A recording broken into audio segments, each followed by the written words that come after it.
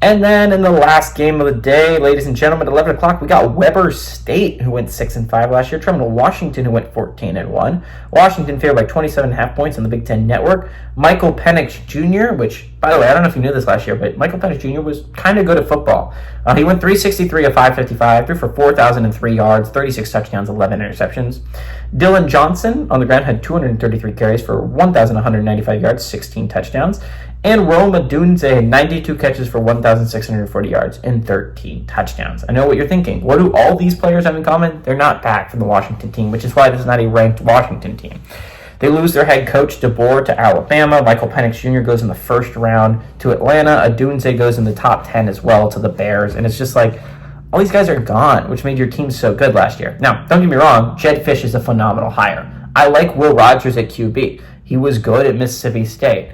And so he's a perfect transition quarterback while you try and figure out who you want to be full-time starting after this year. But I don't think Washington's going to be as bad as people think they're going to be.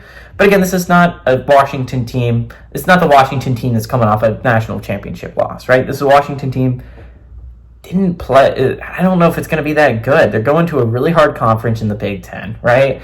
And it's just like they're going to be overshadowed immediately by the newbies in USC and Oregon, which are both going to play, I think, good football at the beginning. And it's like, Will Rogers really shocks me. Will Rogers could easily really shock me. He was at Mississippi State for so long, and he was good at Mississippi State, but he wasn't just like amazing that I think he's going to be able to take this to the next level at Washington.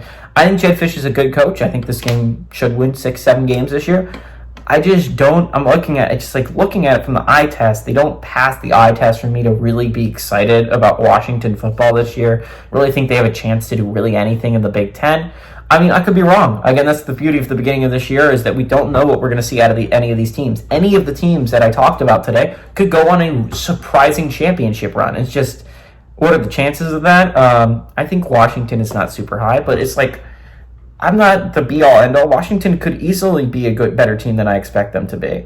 But I think right off the bat, I don't think Washington's going to be great, but it's lucky they get to tune up with Weber State. Will Rogers gets to get adjusted to this offense, the new offense with Jedd Fisch. I like the Huskies to win here, and I like them to cover. I just don't love them for the rest of the season. Hope you guys all enjoyed your Saturday of college football, though.